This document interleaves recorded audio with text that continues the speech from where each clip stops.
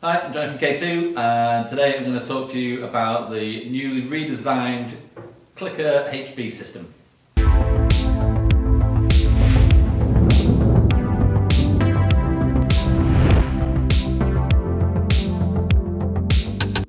So K2 have done the Clicker system for many years. They've done one with a high back before as well, and they've obviously done one without a high back.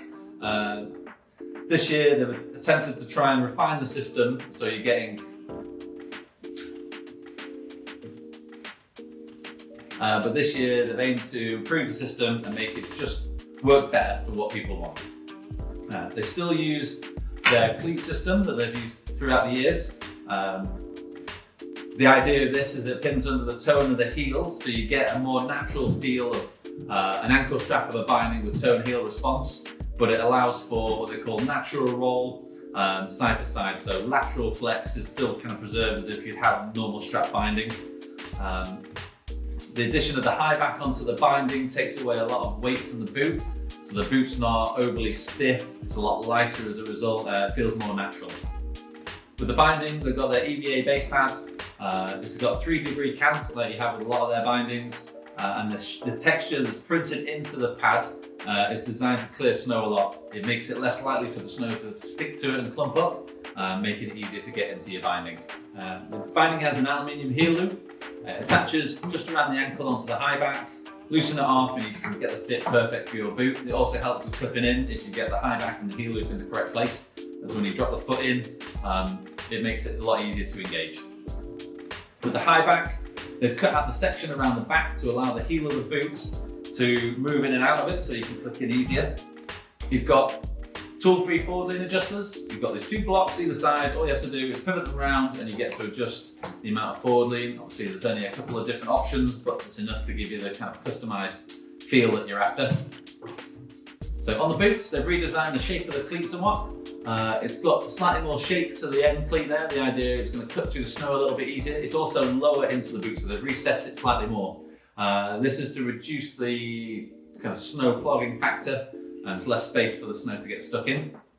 Also, the design of the sole, they call it like an ice tray. The idea being as you walk along and the boot flexes slightly, it's going to push the snow out of there so you won't get any ice accumulating underneath your foot. In terms of the midsole and design, they've reduced the amount of metal under your feet as well. The old system had a large metal plate that the cleats were attached to the midsole via. In this instance, it's a lot less metal, and then they've got a TPU midsole that's holding onto this section. Outside of that, they've got the standard outsole. Altogether, it gives a slightly more natural feel. It's still stiff under your foot when you walk around, but with a little bit of a lift in the toe and the heel shape here of the boot, it gives you a more natural feel when you're walking about. The recessed cleat also means that you're less likely to catch on a metal step as you're walking along. You definitely can't feel that there's a cleat there. You realise that the boot's a little bit stiffer, but walking around them does feel a little bit more natural. To get into the binding, you're hooking the toe cleat first, and the heel will lock in to that back lock. So push on the toe, stand on it, and you clip in. To release, lift the lever on the side, pull the heel up, and pull the foot back into the binding, and it comes out nice and easy. Once the boot's clipped in, you can turn the safety catch, and it can stop the boot from unclipping unintentionally.